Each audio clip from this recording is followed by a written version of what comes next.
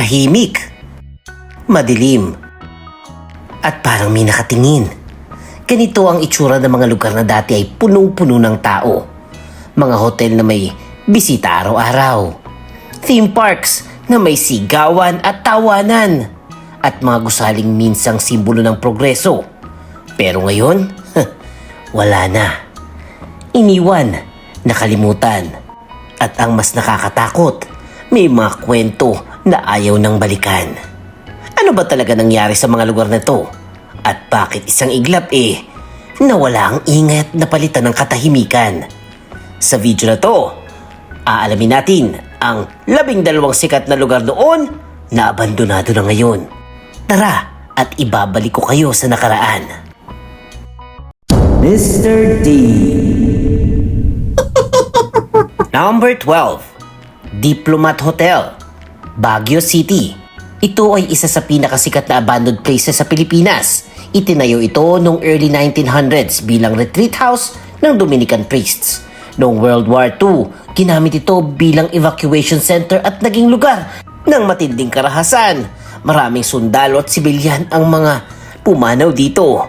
Pagkatapos ng digmaan, nirestore ito at naging hotel noong 1970s. Pero noong 1987, tuluyan na itong sinara matapos mamatay ang may-ari.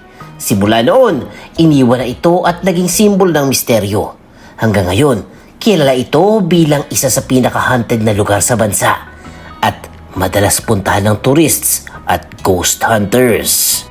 Alam nyo ba, ginamit ang lugar na to bilang filming location ng ilang horror films at TV shows sa Pilipinas?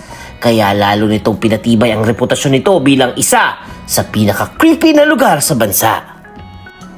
Number 11, Quonset Huts, Subic, Zambales. Ang mga lumang Quonset Huts, mga semi-cylindrical na gusali na ginamit ng US military noong panahon ng kanilang base sa Pilipinas. Noong aktibo pa ang Subic Naval Base, ang mga huts na ito ay ginagamit bilang barracks, storage at iba pang functional na pasilidad. Pero nang umalis ang US forces noong early 1990s, maraming struktura ang naiwan. Ang ilan sa mga Quonset Huts ay tuluyang napabayaan. Kinain ng kalawang, tinubuan ng damo at iniwan sa gitna ng katahimikan. Ngayon, isa itong kakaibang tanawin. Mga gusaling dating puno ng buhay at aktibidad pero ngayon ay tila frozen sa nakaraan. Ang design nga pala ng Quonset Huts ay originally ginawa para madaling i-assemble sa war zones. Kaya marami sa mga ito ay mabilis na itinayo at iniwan din ng kasing bilis matapos ang operasyon. Number 10, Clark Air Base Housing at pati na rin ang ospital, Pampanga. Ito ay dating isa sa pinakamalaking military base ng Amerika sa labas ng US. Noong 1991, nang pumutok ang Mount Pinatubo, napinsala ang buong lugar. Libo-libong bahay ng mga sundalo at pamilyang naiwan. Ngayon, makikita pa rin ng mga abandonadong bahay. May mga gamit pa sa loob. Parang bigla na lang silang umalis. Ang lugar na ito ay naging parang ghost town. Isang paalala kung paano kayang burahin ng kalikasan ang isang buong komunidad sa isang iglap. Alam mo ba na hanggang ngayon may ilang bahagi ng Clark na ginagamit bilang filming location ng mga international movies at documentaries dahil sa authentic na post-apocalyptic na itsura nito? Number 9, Manila Film Center, Pasay City. Ito ay tinayo noong 1981 para sa Manila International Film Festival. Pero sa likod ng engrandeng proyekto, may madilim na kwento. Sa pagmamadali ng construction, gumuho ang isang bahagi ng gusali at maraming manggagawa ang natrap sa loob ng semento. Sinasabing hindi lahat nailigtas. Pagkatapos ng insidenteng yun, hindi na ito naging kasing aktibo. Ngayon, bihira na itong gamitin at madalas ituring na abandonado. Isa ito sa pinaka-kontrobersyal na gusali sa Pilipinas. Alam mo ba na may urban explorers na nagsasabing may mga bahagi ng gusali na bibihirang buksan sa publiko dahil kung bakit lalo itong naging paksa ng urban legends at paranormal investigations. Number 8, Boom na Boom, Pasay City. Noong dekada 90 hanggang early 2000s, ang boom na boom ay isa sa pinakasikat na amusement park sa Metro Manila. Katabi ito ng CCP Complex at dinarayo ng mga pamilya at barkada para sa rides, games at saya. Pero sa paglipas ng panahon, bumaba ang bilang ng bisita at tuluyang nagsara ang park. Naiwan ang mga rides, kalawangin na Ferris wheel, sirang booths at tahimik na paligid. Ngayon, ang dating masayang lugar ay tila naging ghost park. Isang lugar na dating puno ng sigawan at tawanan, pero ngayon ay puro hangin na lang ang maririnig.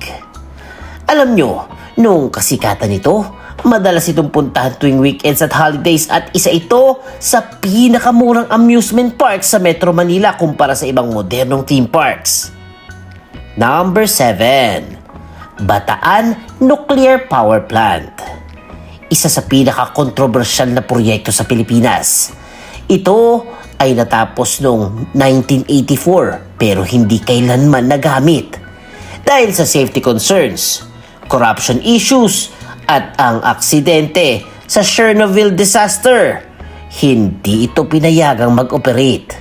Hanggang ngayon, nakatayo pa rin ito, kumpleto pero hindi ginagamit. Gumastos ang bansa ng bilyong-bilyon para dito. Pero naging simbolo ito ng nasayang na oportunidad. Ang planta ay may capacity na sana na magbigay ng malaking porsyento ng kuryente sa Luzon. Posible itong makapagpababa ng power shortages noong mga sumunod na dekada. Number 6. Corregidor Island Structures, Cavite. Ito ay dating isa sa pinakamahalagang military base ng Pilipinas. Dito naganap ang matinding labanan noong World War II. Matapos ang digmaan, maraming istruktura ang naiwan. Mga barracks, tunnels, at gusali na nasira ng bomba. Kahit dinarayo pa rin ng mga turista, marami sa mga ito ay abandonado at hindi na ginagamit. Isang tahimik na alaala ng gera at sakripisyo ng mga Pilipino. Alam nyo ba na ang Malinta Tunnel sa Corregidor ay ginamit bilang ospital at command center at hanggang ngayon ay isa sa pinaka-highlight na bahagi ng historical tour sa isla? Number 5. Nayong Pilipino, Pasay City, ang old location. Ang Nayong Pilipino ay tinayo para ipakita ang kultura at tradisyon ng iba't ibang rehiyon sa Pilipinas. Noong 1970s hanggang 90s, isa ito sa paboritong pasyalan ng mga pamilya. Pero noong early 2000s, sinara ito at nilipat ng operations. Naiwan ang lumang site at unti-unting napabayaan. Ngayon, ang dating makulay na park ay naging tahimik at halos wala ng bakas ng dating kasiglahan. Ang Nayong Pilipino noon ay may mga replika ng sikat na landmark sa Pilipinas. Kaya parang mini tour ng buong bansa sa loob ng iisang parke. Number 4. Philippine Village Hotel, Pasay City, katabi ng NAIA. Ito ay dating isa sa pinakasikat na hotel sa bansa. Dinadayo ito ng mga turista at sikat na personalidad. Pero dahil sa financial issues at competition, nagsara ito noong 2001. Simula noon, iniwan na lang ang gusali. Ang dating marangyang hotel ay ngayon ay isang abandonadong struktura na unti-unting nasisira. Bago ito nagsara, kilala ang hotel sa traditional Filipino-inspired architecture at performances na nagbibigay ng cultural experience sa mga foreign guests. Number 3. Fantasy World, Batangas. Kilala bilang Disneyland ng Batangas. Ang Fantasy World ay isang theme park na tinayo noong early 2000 sa Lemery. Dinisenyo ito na parang European-style castle na may makukulay na gusali at structures. Pero hindi ito natapos at hindi rin naging fully operational bilang amusement park. Dahil ito sa kakulangan ng pondo at iba pang issue, naiwan ang proyekto. Ngayon, ang Fantasy World ay isa sa pinakasikat na abandonadong attraction sa Pilipinas. Perfect para sa mga photos, pero may kakaibang pakiramdam dahil sa katahimikan at hindi natuloy na pangarap.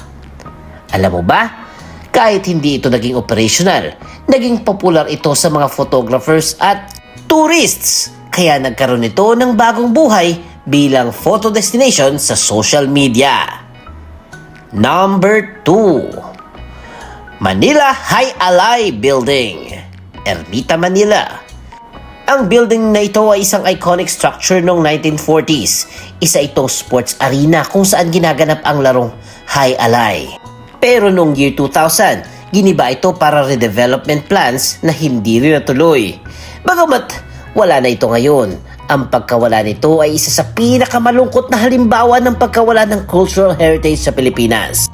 Alam mo ba na ang gusaling ito ay tinuturing noon na isa sa pinakamagandang Art Deco structure sa Manila at kinikilala ng mga historians bilang mahalagang bahagi ng architectural history ng bansa?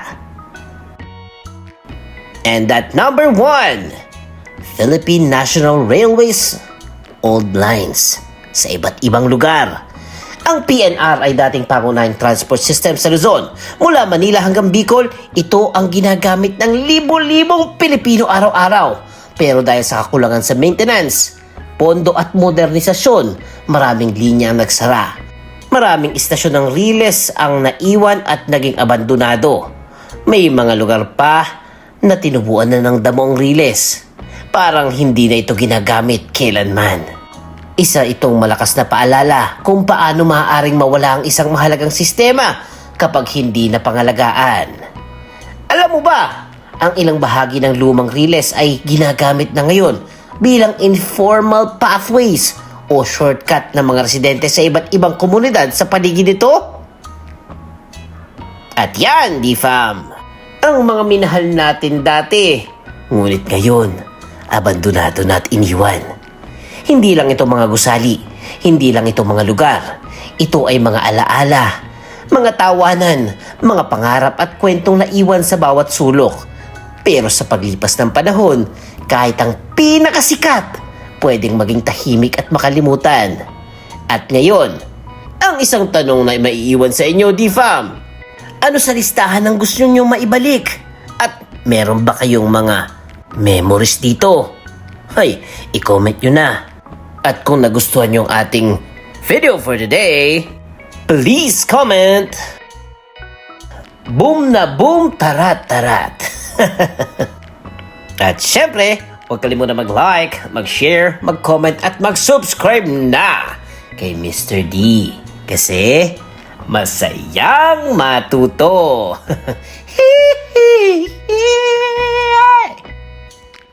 The end. Huwag kalimutang i-click ang subscribe button at bell icon ni Mr. D para masaya every day. See you, D-Fam!